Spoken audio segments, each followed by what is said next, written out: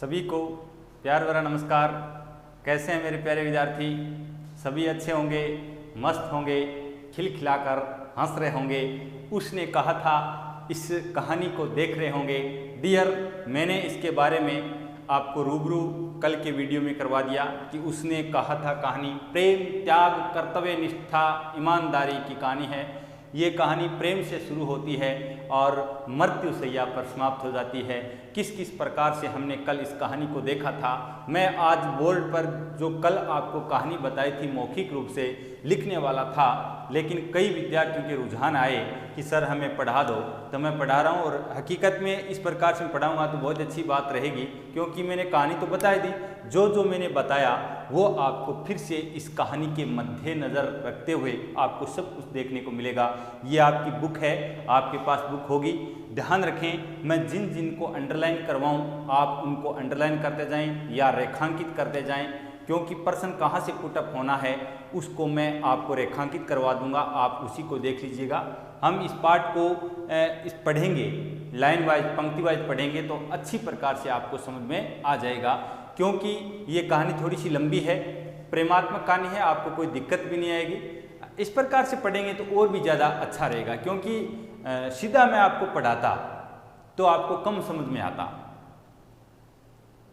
अब ज़्यादा समझ में आएगा क्योंकि मौखिक रूप से मैंने बता दिया कि क्या क्या है इसमें, है ना। मुख्य पात्र मैंने बताया कि इस कहानी का जो मुख्य नायक है, इस कहानी का मैंने बताया कि मुख्य नायक कौन होगा डियर। इस कहानी का नायक कौन है, कल चर्चा की थी। नायक है लैना सिंह, जो सिख धर्म का होता है। 12 वर्ष का लड़का है जो 8 वर्षीय लड़की के प्रेम में फंस जाता है। 25 वर्ष के बाद में घटना जो हो रहा उनके घर पे जाता है। क्या क्या कहानी कल रची थी वो की वो बातें आपको इस पाठ में देखने को मिलेगी। मुझे पूरी उम्मीद है, पूरी आशा है, पूरा यकीन है कि मेरे विद्यार्थियों को उसने कहा था कहानी अच्छी प्रकार से समझ में कल ही आ गई होगी और आज अच्छी प्रकार से आपके दिल और दिमाग में घर कर लेगी। इस उसने कहा था कहानी को आप जिंदगी में नहीं भूल सकते, क्योंकि चंद्रधर शर्मा गुलेरी इसके लेखक हैं। और उसने कहा था ये है क्या डियर कहानी, कल चर्चा कर चुके हैं। ये कहानी है, इसकी विधा क्या है कहानी। और मैंने ये भी बोला था कि इसको कब लिखा गया था, 1915 ईस्वी में इसको लिखा गया था। उस समय कौन सा युद्ध चल रहा था? प्रथम विश्व युद्ध चल रहा था। कौन सा विश्व युद्ध चल रहा था? प्रथम विश्व युद्ध। ध्यान रखें, प्रश्न पंक्ति वाला भी पूछा जा सकता है कि उसने कहा था कहानी के दौरान कौन सा युद्ध चल रहा था, या किस युद्ध के दौरान उसने कहा था कहानी रची गई। तो आप उत्तर दे देना, प्रथम विश्व युद्ध 1914 से लेकर 1918 तक चला। ये कल चर्चा कर चुके हैं। उसके दौरान ये उसने कहा था कहानी लिखी किसने? चंद्रधर शर्मा गुलेरी। और ये चंद्रधर शर्मा गुलेरी क्या है डियर? लेखक है। क्या है डियर? ये चंद्रधर शर्मा गुलेरी इनका क्या है? लेखक है। अच्छी प्रकार से आपको समझ में आएगा, मुझे पता है। और नायिका पूछे तो नायिका क्या हो जाएगी डियर? नायिका, मैं बात करूं नायिका की, यहां पर मैं लिख दूं नायिका। नायिका कौन हो जाएगी? होरा, है ना। यदि अनुसार आप इस पे लगाओ तो अच्छा रहेगा। किस पर? रा पर बेटर रहेगा, होरा, ठीक है ना। ये 8 वर्ष की होती है और ये लैना सिंह कितने वर्ष का होता है? 12 वर्ष का। किस प्रकार से प्रेम की शुरुआत होती है, कहाँ से होती है, कहाँ समाप्त होती है ना। और अन्य पात्र की बात करें तो इस होरा का पति हजारा सिंह जो सूबेदार के पद पर होता है, और एक अन्य पात्र की बात करें तो सूबेदार हजारा सिंह का पुत्र बोधा सिंह भी होता है, और लैना सिंह का भाई वजीरा सिंह भी इस कहानी का पात्र होता है ना। तो डिटेल से पढ़ेंगे, अच्छी प्रकार से पढ़ेंगे। इस पाठ में से जो भी प्रश्न आएगा आप आसानी से कर दीजिएगा। हम इस प्रकार से हमें इस पर पाठ को पढ़ना है कि हम पहली बार और अंतिम बार पढ़ रहे हैं, दोबारा रिवीजन करने का भी अवसर हमें नहीं मिलना चाहिए। मैं कहता हूँ मेरे विद्यार्थियों को जो पाठ पढ़ा दिया वो प्रथम बार सो अंतिम बार होगा। बहुत बार दुनिया बार बार पाठों को पढ़ती है, लेकिन मेरे विद्यार्थी एक बार पढ़ते उनको समझ में आ जाता है, क्योंकि वो दिल और दिमाग से पढ़ते हैं और पढ़ाने वाला भी दिल और दिमाग से तैयार होकर के आता है। मैंने इस कहानी के बारे में पूरा जो सार है वो कल बता दिया था, कल की वीडियो में बता दिया था, वो सार फिर से निकल करके आएगा। अब मैं इसको इस प्रकार इसलिए मैं आपको बुक के अनुसार पढ़ा रहा हूँ ताकि जो मैं रेखांकित करवाऊँ तो आप अपनी बुक में भी रेखांकित कर लें, ताकि एग्ज़ाम के समय आप उस रेखांकित वाली पंक्तियों को याद कर लें। किस प्रश्न की वो रेखांकित पंक्तियाँ होती है, क्या प्रश्न होगा, क्या आंसर होगा, आप अच्छी प्रकार से याद कर लेंगे। ठीक है, देखिएगा पहले तो लेखक परिचय कर लेते हैं हम साधारणतया। हालांकि मैंने पहले बताया लेखक परिचय आपको याद करना नहीं है, केवल और केवल 1 से लेकर 9 तक पाठ जो कवि परिचय हैं उनको आपको याद करना है। देखिए थोड़ा सा, क्योंकि चंद्रधर शर्मा गुलेरी ने उसने कहा था कहानी रची है, बेचारे ने इतनी मेहनत की है, तो परिचय के बारे में हमें सिर्फ पढ़ना है, ना तो रेखांकित करना और ना ही याद करना। बस सिर्फ सलाम करना है चंद्रधर शर्मा जी गुलेरी को कि उन्होंने इस प्रकार की प्रेम की कहानी रची है ना। ये प्रेम की कहानी है, ध्यान रखना। कल चर्चा कर चुका हूँ लैला सिंह। दोनों ही किस धर्म के होते हैं भैया? सिख धर्म के होते हैं। किस धर्म के होते हैं? सिख। ऐसे लिखा जाता है क्या? है ना? हाँ, कई किताबों में ऐसा भी मिल सकता है, सिख। देखिए लेखक परिचय। पंडित चंद्रधर शर्मा गुलेरी का जन्म 1883 ईस्वी के अंदर और निधन सन 1922 ईस्वी में। हिंदी कहानी के उल्लेखनीय हस्ताक्षर हैं। इनका जन्म जयपुर में हुआ। कहाँ हुआ इनका जन्म? जयपुर में। वे बचपन से ही साहित्यिक प्रतिभा संपन्न थे। इनकी प्रतिभा का क्षेत्र खगोल विज्ञान, ज्योतिष, धर्म, भाषा विज्ञान, इतिहास, शोध एवं साहित्य तक विस्तृत था। उसने कहा था हिंदी की प्रसिद्ध कहानी है। मैंने कहा था कि उसने जो कहा था कहानी है ये हिंदी साहित्य का मील का पत्थर है, अर्थात सर्वश्रेष्ठ कहानी है। और सर्वश्रेष्ठ कहानी है तो कहानीकार भी क्या होगा? सर्वश्रेष्ठ होगा। जिसका प्रकाशन 1915 में हुआ, इसको आप अंडरलाइन करें। किसका प्रकाशन हुआ? उसने कहा था कहानी कब लिखी गई? 1915 में। और उस वर्ष कौन सा विश्व युद्ध चल रहा था? प्रथम विश्व युद्ध, याद हो रहा होगा, इंग्लैंड और जर्मनी के मध्य। इसके अतिरिक्त उन्होंने सुखमय जीवन और बुद्धू का कांटा आदि कहानियां भी लिखी। ये सुखमय जीवन और बुद्धू का कांटा, ये इन्होंने 3 ही कहानियां लिखी थी। उसने कहा था सुखमय जीवन और बुद्धू का कांटा, है ना, जिसमें से एक कहानी अपने पाठ्यक्रम में याद आपको करना नहीं है, ठीक है ना। इसको अंडरलाइन जरूर कर देंगे, हालांकि मैंने पहले बता दिया ताकि याद रखने के लिए। ओके, देखिएगा आदि कहानियां भी लिखी। कछुआ धर्म, मारेसी मोहि कुंठाव आदि उनकी निबंध कला के प्रतिमान हैं। उन्होंने मासिक पत्र समालोचक का संपादन भी किया एवं वे नागरिक प्रचारणी सभा काशी के संपादक मंडल में भी रहे। 39 वर्ष की अल्पायु में इनका निधन हो गया। 39 वर्ष की क्या उम्र होती है डियर? कई 39 वर्ष के रोड पर मुंह फाड़ते हुए फिरते हैं, जिंदगी यूं ही बिता देते हैं, लेकिन 39 वर्ष में चले तो गए, भगवान को प्यारे हो गए, लेकिन 39 वर्ष की आयु में ये बहुत कुछ करके चले गए, अर्थात अपना नाम रोशन करके चले गए। आज ये नहीं है, लेकिन फिर भी ये हमारे बीच में, हम इनको पढ़ रहे हैं। कोटि कोटि प्रणाम गुलेरी जी। आगे देखिएगा,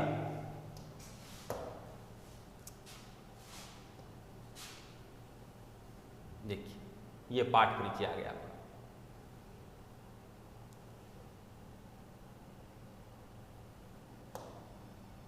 पाठ परिचय देखिए, पाठ परिचय देखिएगा। उसने कहा था प्रथम विषय, यहां से अंडरलाइन करते शुरू करें। प्रश्न क्या रहेगा? उसने कहा था कहानी का, प्रश्न आ जाएगा। उसने कहा था कहानी का मूल भाव, प्रतिपाद्य, प्रेरणा, है ना, या लेखक क्या कहना चाहते हैं। उसने कहा था कहानी के माध्यम से लेखक क्या कहना चाहते हैं। प्रश्न इस प्रकार से 4 प्रश्न हो गए, उत्तर एक ही होगा, अंडरलाइन करते जाएंगे। उसने कहा था प्रथम विश्व युद्ध 1914 से 18 ईस्वी की पृष्ठभूमि पर लिखी गई एक मार्मिक कहानी है। मार्मिक का मतलब होता है दिल को छूने वाली कहानी है। अंत तक जिज्ञासा बनी रहती है पाठक की कि क्या होने वाला है, आगे क्या आने वाला है। इस प्रकार की कहानी को मार्मिक कहानी कहते हैं। जिज्ञासा बनी रहेगी पाठक के अंदर कि वो जैसे जैसे पंक्तियों को, कहानी को पढ़ते जाएगा, वैसे वैसे दिल और दिमाग में एक प्रश्न कुलबुला उठेगा कि अब आगे क्या आने वाला है। अर्थात ये जिज्ञासात्मक कहानी है जिसका कथानक प्रेम, त्याग और कर्तव्य निष्ठा को केंद्र में रखकर बुना गया है। अर्थात ये जो उसने कहा था कहानी है, ये प्रेम, त्याग और कर्तव्य निष्ठा से लबालब है। अमृतसर, अमृतसर कहाँ पड़ता है, मैंने कल बताया था। अमृतसर कहाँ पड़ता है, पंजाब में। कहाँ पड़ता है डियर, पंजाब में पड़ता है अमृतसर। अमृतसर के बाजार का दृश्य बालक बालिका का बाल सुलभ निश्चल प्रेम, उसमें बालक बालिका होता है, किशोर अवस्था से लेकर अंत तक चलती है ये, है ना। तो बालक कौन होता है, लैना सिंह, जो 12 वर्ष का होता है। कल बताया था मैंने भाई, मैंने इसीलिए पहले बताया, मैं विद्यार्थियों को पाठ पढ़ाने से पूर्व उनकी जो पृष्ठभूमि है, उनकी जो भूमिका है, वो मैं पहले अदा कर देता हूँ ताकि मेरे प्यारे विद्यार्थियों को समझने में कोई प्रॉब्लम नहीं है। समझ रहे होगे ना। तो बालक कौन है, लैना सिंह 12 वर्ष का बालक ही तो है। बालिका हो रहा 8 वर्ष की होती है, बालिका ही तो है। का बाल सुलभ, बालकों को अच्छी लगने वाला या बालकों को अच्छा लगने वाला निश्चल प्रेम, ऐसा प्रेम जिसके अंदर किसी प्रकार का छलावा नहीं है, धोखा नहीं है, स्वार्थपरता का भाव नहीं है। महायुद्ध का वातावरण और लैना सिंह के आत्मोत्सर्ग, अंत में लैना सिंह प्रेम के लिए अपनी आत्मा का उत्सर्ग कर देता है, त्याग कर देता है। इसीलिए तो कहते हैं कि अपने बचपन के प्रेम के खातिर, बचपन के प्यार के वचन को निभाने के लिए लैना सिंह अंत तक हजारा सिंह और बोधा सिंह को बचाता हुआ खुद मर जाता है। इसे कहते हैं आत्मोत्सर्ग, इसे कहते हैं त्याग की कहानी। आदि के वर्णन में गहरा मनोवैज्ञानिक पुट है। पुट का मतलब होता है संबंध है। यह कहानी प्रारंभिक चहल पहल से लेकर प्रेम और कर्तव्य का विकट पथ पार करती हुई मृत्यु सैया पर समाप्त होती है। ध्यान रखिए डियर, मृत्यु सैया पर समाप्त होती है। कहानी की शुरुआत कहाँ से होती है, प्रेम से शुरुआत होती है। कहानी की शुरुआत कहाँ से होती है, प्रेम से, और अंत कहाँ होता है, मृत्यु सैया, अर्थात लैना सिंह की मृत्यु होते ही उसने कहा था कहानी का भी क्या हो जाता है, समापन। यह उत्सर्ग प्रेम वेदना जनित नहीं बल्कि कर्तव्य, ये कर्तव्य गलत है डियर, ये कर्तव्य क्या लिखा हुआ है, गलत, ये कर्तव्य शुद्ध है। कहने का मतलब है कर्तव्य में आधा तय नहीं आता है। अरे वारे सर ये भी, हाँ मैं शुद्धता अशुद्धता का भी लेखा जोखा साथ में करता रहूँगा और मेरे प्यारे विद्यार्थियों को अच्छी प्रकार से समझाता भी रहूँगा। आप कमेंट बॉक्स में कहानी के प्रति पढ़ाने के बाद में आप कमेंट बॉक्स में ये नहीं लिख सकते सर इसका क्या अर्थ हुआ, क्योंकि विद्यार्थी क्या चाहते हैं उससे पहले मैं उनकी भावनाओं को समझ लेता हूँ। और एक अच्छा टीचर वही होता है जो किसी भी प्रकार का डाउट ना छोड़े, ठीक है ना। मेरा डाउट मेरी क्लास के अंदर ही हो जाता है, अलग से बच्चे को कोने में ले जा करके डाउट बताना गैर कानूनी अपराध समझता हूँ।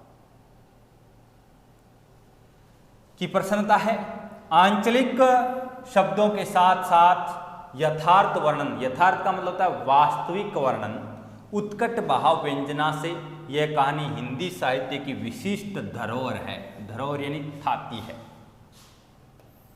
वेरी वेरी इंपॉर्टेंट, विनोद मिल, मैं विनोद मिल उसने कहा था कहानी की पृष्ठभूमि में आपका हार्दिक अभिनंदन करता हूँ। तो ये इसका ये जो प्रश्न है 1 2 3 4, इन चारों प्रश्नों का उत्तर ये हो गया। अच्छी प्रकार से लिख करके आप याद कर लें। नेक्स्ट देखिएगा भाई,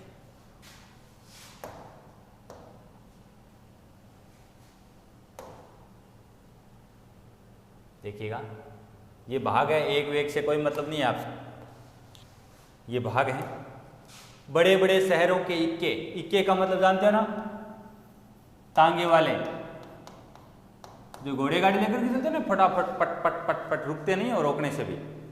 तो इक्के गाड़ी वाले की जबान के कोड़ों से जिनकी पीठ छिल गई है, जबान की कोड़ों से पीठ छिल गई है, इसका मतलब होता है ऐसे गाड़ी वाले अमृतसर में जो गाड़ी वाले चलते हैं वो कई तांगे वाले इस प्रकार से चलते वक्त आवाज़ करते हैं, बोलते हैं, उनकी वाणी बहुत कड़वी होती है, सुनते ही लोगों को बहुत बुरा लगता है। तो जबान के कोड़ों से जिनकी पीठ छिल गई, इसका मतलब इस प्रकार की वाणी बोलते हैं जिस वाणी को सुन करके लोगों को बुरा लगता है। और कान पक गए हैं, कान पक गए हैं, आपको अंडरलाइन करने की जरूरत नहीं है, ध्यान में रखना है थोड़ा सा बात कि कहीं से भी प्रश्न पुटअप हो जाए तो आप उनका जवाब दे दें। और कान पक गए हैं, उनसे हमारी प्रार्थना है कि अमृतसर के बम्बू काट वालों की बोली का मरहम लगाएं। दो गाड़ी वाले हैं यहाँ पर, एक तो अमृतसर के गाड़ी वाले और एक अमृतसर के बम्बू काट। बम्बू काट वाले ना, बम्बू काट जो इक्के का एक प्रकार है, बम्बू काट वाले जब इक्का चलाते हैं, तांगे वाले चलाते हैं, तांगे को चलाते हैं तो बड़े प्यार से बोलते हैं। कोई भी आगे रास्ते में चल रहा होता है तो अजी जी कह करके पुकारते हैं और दूर होने का भाव छलकता है कि दूर हो जाइए, आपको जीना है, आपके बच्चे घर पर इंतजार कर रहे होंगे, इस प्रकार से जी अजी कह करके पुकारते हैं।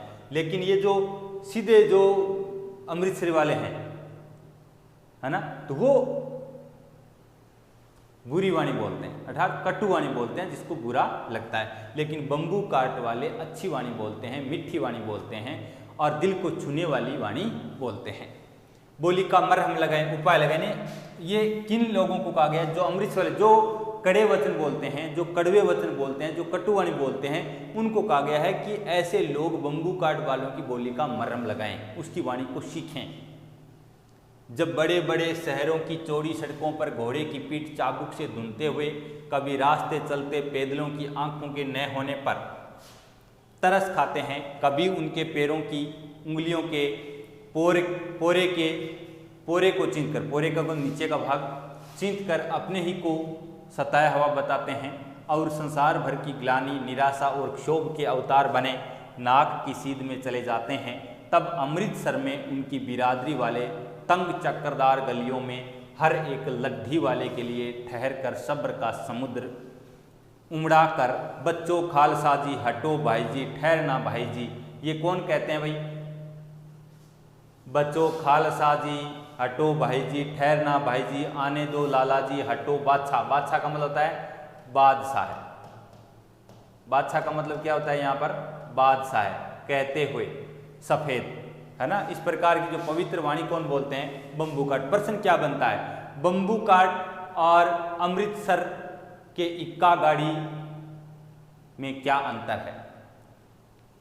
बम्बू काट वालों की जबान और अमृतसर गाड़ी वालों की जबान में क्या अंतर है? इक्के गाड़ी वालों की जबान और बम्बू काट वालों की जबान में क्या अंतर है? तो आप बोल देना कि इक्के गाड़ी वालों की जबान कड़वी है, जिनको सुन करके सबको बुरा लगता है, और बम्बू काट वालों की जबान मीठी है, अच्छी वाणी बोलते हैं, जी अजी कह करके लोगों को दूर करते हैं, जिनको सुनकर लोगों को बहुत अच्छा लगता है। यही है और कोई अंतर नहीं है, बाकी कोई प्रश्न नहीं बन रहा है, डाफा चूक नहीं होना है। दो गाड़ी है और ये दोनों गाड़ी कहाँ की है डियर? अमृतसर की है। कहाँ की है? अमृतसर की। एक तो इक्के गाड़ी वाले और एक बम्बू काट वाले, ठीक है ना। दोनों ही गाड़ियां हैं जो अमृतसर में चलती हैं, दोनों में अंतर बताना है, ठीक है ना। नेक्स्ट देखिएगा,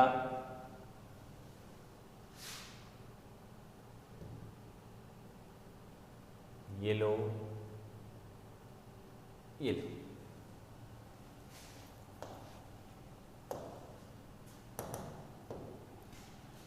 फेंटों, खच्चरों और बतखों, गन्ने और खोमचे और बहारे वालों के जंगल में से राह कहते हैं। क्या मजाल है कि जी और साहब बिना सुने किसी को हटना पड़े। ये किसके बारे में? क्या मजाल है, क्या मामला है। मजाल का उदाहरण भी कह सकते हैं कि जी और साहब बिना सुने किसी को हटना पड़े। अर्थात ये बम्बू काट वालों के बारे में कहा गया है कि बम्बू काट वाले जब अमृतसर के भीड़ भरे रास्ते से चलते हैं तो जी और अजी कह करके लोगों को रास्ते से दूर करते हैं। इसका मतलब ये वाणी लोगों को क्या लगती है? अच्छी लगती है। यह बात नहीं कि उनकी जीभ चलती नहीं, चलती है, पर मिठी छुरी की तरह महीन मार करती हुई। यह नहीं कि वो बोलते नहीं, बोलते हैं। एक तो इक्का गाड़ी वाले बोलते हैं अमृतसर में, लेकिन वो तो कड़वी वाणी बोलते हैं, कटु वाणी बोलते हैं, जो बुरी लगती है। लेकिन वहीं अमृतसर के भीड़ भरे रास्ते में बम्बू काट वाले भी चलते हैं, लेकिन जी और साहब बिना बोलते नहीं हैं। यह बात नहीं कि उनकी जीभ नहीं चलती, जीभ चलती है। किनकी? बम्बू काट वालों की, लेकिन उनकी जीभ और इनकी जीभ में अंतर है। मीठी छुरी की तरह महीन मार करती हुई, अर्थात मीठी वाणी में बोलते हुए।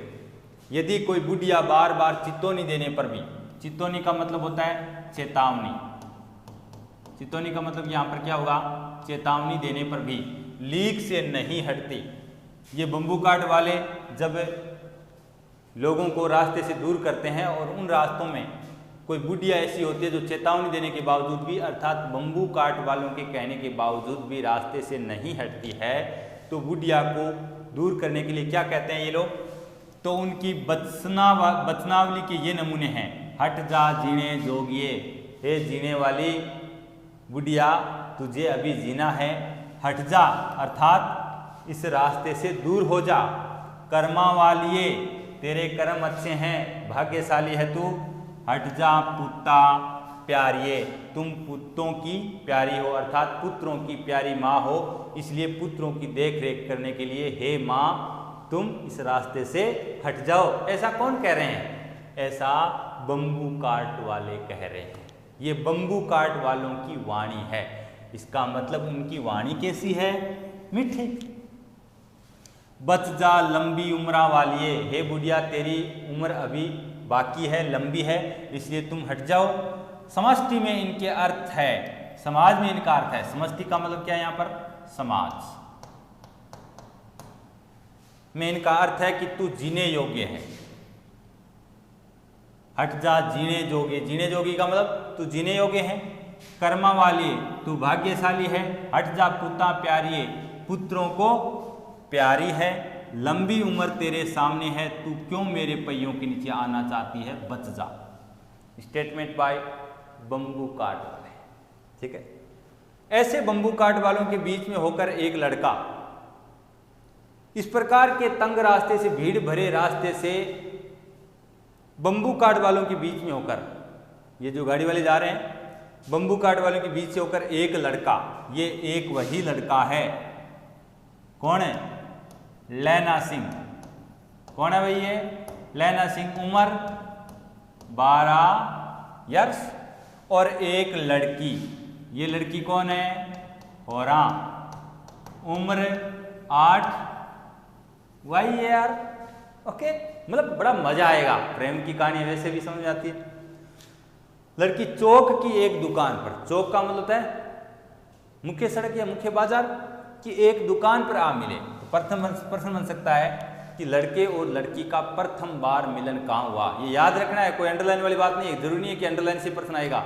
ये पाठ इस प्रकार से घुमा फिरा करके है कि प्रश्न कहीं से भी बन सकता है, ये भी ध्यान रखना। तो प्रश्न आ जाए कि लड़के, और वीडियो को देख लेना, तो भाई मैं मौखिक रूप से सारे प्रश्नों का उत्तर बता रहा हूँ। प्रश्न आ जाए कि लड़के और लड़की का प्रथम बार मिलन कहाँ हुआ। अमृतसर के बाजार में चौक की एक दुकान पर लड़के और लड़की का प्रथम बार मिलन होता है और वहीं से अपरिचित रूप में उनके प्यार की शुरुआत होती है। उसके बालों और इसके ढीले सूतने से जान पड़ता है कि दोनों सिख है। उसके बालों, लड़के के लंबे लंबे बाल मैंने कल बताया था, लंबी लंबी जटाएं हैं जिनके कारण वो सिख जान पड़ता है। और इसके ढीले सूतने, इसके किसके, लड़की के। सूतना का मतलब क्या है यहाँ पर, पायजामा। सूतना का मतलब क्या है यहाँ पर, पायजामा। लड़की ने एक ढीला पायजामा पहन रखा है, जिससे पता चलता है कि सिख धर्म के लोग इस प्रकार के पायजामा पहनते हैं, अर्थात उनकी लड़कियां इस प्रकार से पायजामा पहनती है। कि दोनों सिख हैं। प्रश्न हो सकता है कि दोनों, लड़का और लड़की दोनों सिख है, इस बात का प्रमाण क्या है। लड़के के लंबे लंबे बाल अर्थात लंबी जटाएं हैं, जिनके कारण वो सिख धर्म का अनुयायी जान पड़ता है। और लड़की ने एक ढीला ढाला सूतना पहन रखा है, जो अक्सर सिख धर्म की लड़कियां पहनती है, जिससे प्रमाणित होता है कि दोनों ही, लड़का और लड़की दोनों ही क्या है, सिख हैं। तो ध्यान रखना, सिख ये भी है, कई किताबों में सिख आधा कह भी आता है, दोनों ही शुद्ध है ना। वह अपने मामा के केस धोने, मैंने पहले बताया था लड़का है ना, वो तो अपने मामा का बाल अर्थात मामा के जो बाल हैं केस धोने के लिए दही लेने आया था, और यह रसोई के लिए बढ़िया। अंडरलाइन करें इस प्रश्न को। प्रश्न हो सकता है लड़का और लड़की का मिलन, मैंने कल बताया चौक के, अमृतसर के चौक के एक दुकान पर होता है। लड़का मामा के केस धोने के लिए दही लेने के लिए गया था और लड़की रसोई के लिए बढ़िया का मतलब मंगोड़ी सब्जी करने के लिए मंगोड़ी लेने के लिए गई थी। और दोनों का ही अमृतसर क्या है, ननिहाल है। लड़का अमृतसर में कहाँ रहता है, मांझे में, और लड़की अमृतसर में कहाँ रहती है, मगरे में। मैंने कल चर्चा की थी।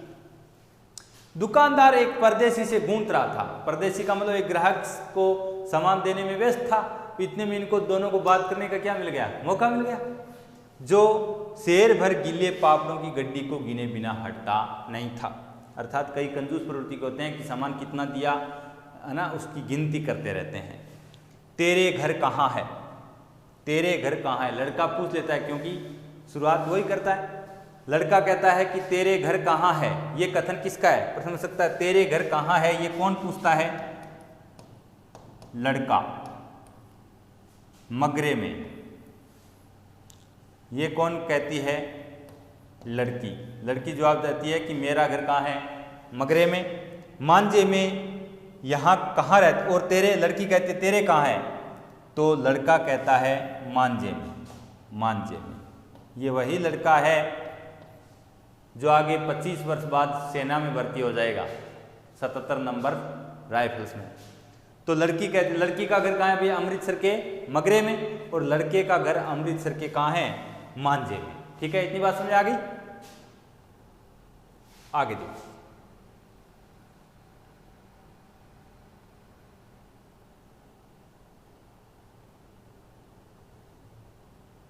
ये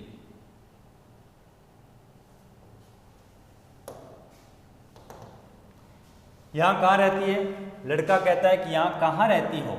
अंतर सिंह की बैठक में वे मेरे मामा होते हैं। मैं अंतर सिंह की बैठक में रहती हूँ और वे मेरे क्या रहते हैं, मेरे मामा होते हैं।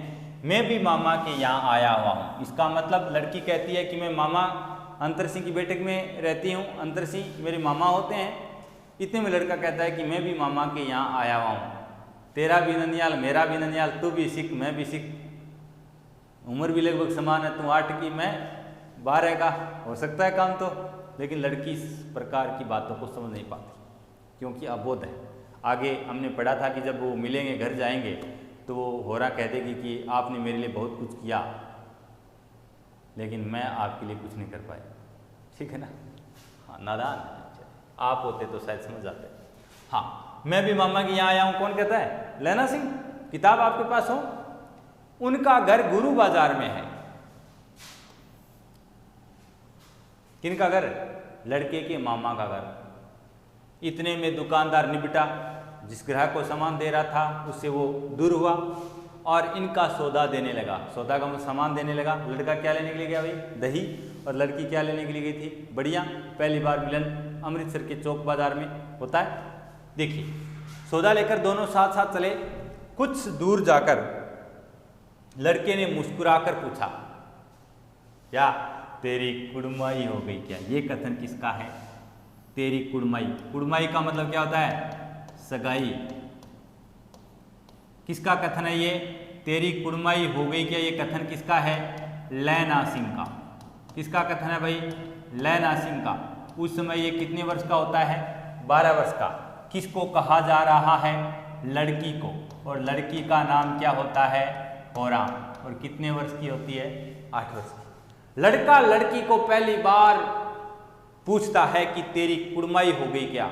यहाँ पर यह कथन तेरी कुड़माई हो गई का कथन पूछे जा सकते हैं, ध्यान रखना। तेरी कुड़माई हो गई के या तेरी कुड़माई हो गई क्या, ये कथन किसका, किसके प्रति है, लैना सिंह का होरा के प्रति है। इस पर लड़की कुछ आंख चढ़ाकर धत कहकर, धत एक तिरस्कार पूर्वक एक शब्द है ना, मना करने का बोल, कहकर दौड़ गई और लड़का मुंह देखता रह गया। दौड़ गई, इसका लड़का ने सोचा कि काम बन सकता है। अगर ये विरोध करती तो पीछे नहीं पड़ता, लेकिन विरोध किया नहीं तो लड़का समझ गया कि भाई थोड़ी सी कोशिश और करें। ठीक है ना, हाँ, क्योंकि दोनों सिख थे। दूसरे तीसरे दिन सब्जी वाले के यहाँ या दूध वाले के यहाँ अकस्मात दोनों मिल जाते। महीने भर ये सिलसिला चला, मैंने पहले ही बोला था। कभी सब्जी वाले के पास मिलन हो जाता, कभी दूध वाले के पास मिलन हो जाता। ये संयोग था, है ना। ये कोई फ़ोन करके नहीं आते थे, ये संयोग था, उसमें फ़ोन था ही नहीं, संयोग था। जिस समय सब्जी लेने के लिए लड़का आता उस समय लड़की भी आ जाती। अकस्मात, अकस्मात का मतलब अचानक मिल जाते हो, अचानक मिलने को क्या कहेंगे? संयोग ही तो कहेंगे। महीना भर यही हाल रहा, इस प्रकार से मिलते रहे। 2-3 बार लड़के ने फिर पूछा और इस प्रकार से महीने भर में उन्होंने पूरा लेखा जोखा भी ले लिया, पता भी ढूंढ लिया कि तू कहाँ रहती है, नाम पता वगैरह सब वगैरह मालूम कर लिया।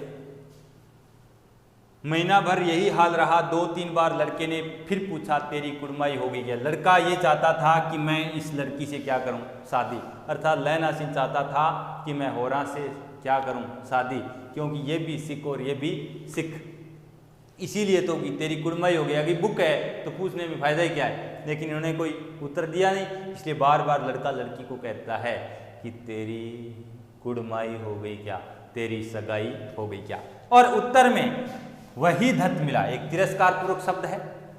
एक दिन जब फिर लड़के ने बार बार लड़का लड़की को यही बात पूछता है, तेरी कुड़माई हो गई क्या? तो एक दिन लड़की कहती है कि हाँ हो गई, देखते नहीं रेशम का कड़ा हुआ सालू अर्थात रेशम का दुपट्टा, ये मुझे कल ही सगाई में मिला। इतने में लड़के के तो अरमान ही गायब हो गए कि मैंने क्या क्या, है ना, ठीक है ना। हाँ, और उत्तर में वही धत मिला। एक दिन जब फिर लड़के ने वैसे ही हंसी में चिढ़ाने के लिए पूछा तो लड़की लड़के की संभावना के विरुद्ध बोली, हाँ हो गई। इतने में तो लड़के के तो प्राण ही निकल गए। कब हो गई? थरथराता, कब हो गई? कल। लड़के ने कहा कि कब हुई? तो लड़की कहती है कल। देखते नहीं, प्रमाण क्या देती है? यह रेशम से कड़ा हुआ सालू, सालू का मतलब होता है ओढ़नी। ये जो मैंने ओढ़नी ले रखी है, ये ओढ़नी मुझे कल ही मिली है, इसका मतलब मेरी सगाई हो गई। लड़की भाग गई, ये कह करके लड़की भाग गई। लड़के ने घर की राह ली। लड़का सोचा घर जाने के अलावा कोई चारा है नहीं, घर पे जाकर के नानी चारा डालती है, वो खाना डालती है, लेकिन खाना खाया नहीं जाता, भूख नहीं है, क्योंकि भूख तो अलग थी। रास्ते में एक लड़के को मोरी में ढकेल दिया। अब देखो वेरी वेरी इंपॉर्टेंट प्रश्न है, यहां से अंडरलाइन करेंगे आप।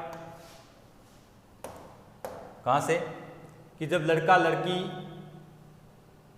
को ये पूछता है कि तेरी कुड़माई हो गई क्या, इसके विरुद्ध लड़की कहती है हाँ हो गई, देखते नहीं रेशम का कड़ा हुआ सालू। तब लड़का किस प्रकार से प्रतिक्रिया करता हुआ घर पहुंचता है? लड़के को गुस्सा आता है, ये स्वाभाविक है ना। तो क्या करता है? लड़के ने घर की राह ली रास्ते में, यहां से अंडरलाइन करेंगे। जब लड़का लड़की को इस प्रकार से प्रश्न पूछता है, लड़की कहती है हाँ हो गई, और ये कह करके वो भाग जाती है, तो लड़का क्या प्रतिक्रिया करता हुआ अपने मामा के घर पहुंचता है? देखिए रास्ते में अंडरलाइन करेंगे, वेरी वेरी इंपॉर्टेंट। रास्ते में एक लड़के को मोरी में ढकेल दिया, बेचारे बिना ही काम। सामने लड़का आ रहा था, मोरी के मतलब नाली में ढकेल दिया। मोरी का मतलब यहाँ पर क्या है? नाली। कोई गलती नहीं थी बेचारे लड़के की, लेकिन उसको कहते हैं ना कि खिसियानी बिल्ली खंबा नोचे। गुस्सा तो उस लड़की के पर था, लेकिन इस बेचारे लड़के को नाली में फेंक दिया, इसकी कोई गलती नहीं थी, है ना। और एक छाबड़ी वाले की दिन भर की कमाई खोई, छाबड़ी वाले को उंडेल दिया। एक कुत्ते के पत्थर मारा बिना ही काम, क्योंकि गुस्सा किस पर आया हुआ है? लड़की पर। उतार किस पर आया है? सामने कोई भी आ रहा है, गली में ननियाल जा रहा है, घर पे जा रहा है, उसके अरमान खत्म हो गए, जो आशा थी वो धूमिल हो गई। लड़का इस प्रकार से प्रतिक्रिया करता हुआ घर पहुंचता है, अंडरलाइन करते जाएं, इंपॉर्टेंट है। और एक गोभी वाले के ठेले में दूध उड़ेल दिया। बेचारे दिन भर की कमाई लेकर के एक डोकरी, सिर पर टोकरी रख करके आ रही है, उसकी टोकरी में इन्होंने दूध उड़ेल दिया। सामने नहाकर आती हुई किसी वैष्णवी से टकराकर, सामने कोई वो टकरा तो जाता था क्योंकि सुनसान हो गया था ये, तो वैष्णवी से टकराकर कहते हैं ना, हम जैसे कहीं भिड़ते हैं तो अचानक कोई कह देगा अंधा हो गया क्या, तो अंधे की उपाधि भी इन्होंने पाई। तब कहीं घर पहुंचा, यहाँ तक इस प्रकार से वो घर पहुंचता है ना, अंडरलाइन करेंगे यहाँ तक। राम राम यह भी कोई लड़ाई है, दिन रात खंदकों में बैठे हड्डियां अकड़ गई। यह कथन किसका है? 25 वर्ष बाद की घटना है। अब ये घटना है ना, कब की है? 25 वर्ष के बाद की घटना है। ये यहाँ तक ऊपर का काम हो गया, बचपन की बातें थी। 25 वर्ष के बाद की घटना है। लैना सिंह फौज में भर्ती हो जाता है, फ्रांस की भूमि पर तैनात होता है। ब्रिटेन की तरफ से फ्रांस की धरती पर युद्ध लड़ रहा है, किसके विरुद्ध? जर्मनी के विरुद्ध। और इसके साथ और कौन कौन रह रहे हैं? हजारा सिंह जो सूबेदार के पद पर होता है, और उसका बेटा बोधा सिंह, और इसके साथ इसका भाई भी है वजीरा सिंह। ठीक है ना। तो वहाँ का कथन है ये कि राम राम यह भी कोई लड़ाई है, दिन रात खंदकों। खंदकों का मतलब होता है खाइयों, इनकी ड्यूटी खाइयों में है, हड्डियाँ आकड़ गई हैं, है ना। तो ये कथन किसका है? आ जाए, ये कथन किसका है? तो आप उत्तर दे देना, ये कथन किसका है? लैना सिंह का है कि यदि सेना का मुखिया मुझे अकेले को लड़ने को कह दे तो मैं 6-7 जर्मनों को अकेला मार दूँ, लेकिन आदेश नहीं मिल रहा, इसलिए खंदकों में बैठे बैठे हड्डियाँ क्या हो गई? अकड़ गई, टेढ़ी हो गई। लुधियाने से 10 गुना जाड़ा और मेह और बर्फ ऊपर से पिंडलियों तक कीचड़ में धंसे हुए हैं, जमीन कहीं दिखती नहीं। घंटे 2 घंटे में कान के पर्दे फाड़ने वाले धमाके के साथ सारी खंदक हिल जाती है। कहाँ का दृश्य है?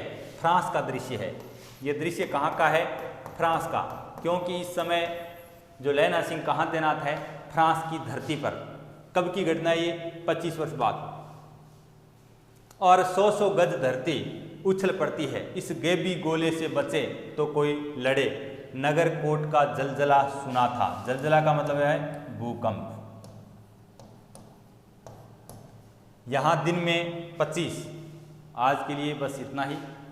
आगे की बात हम कल की वीडियो में करेंगे। आगे क्या होता है कल की वीडियो में देखेंगे। तब तक के लिए धन्यवाद।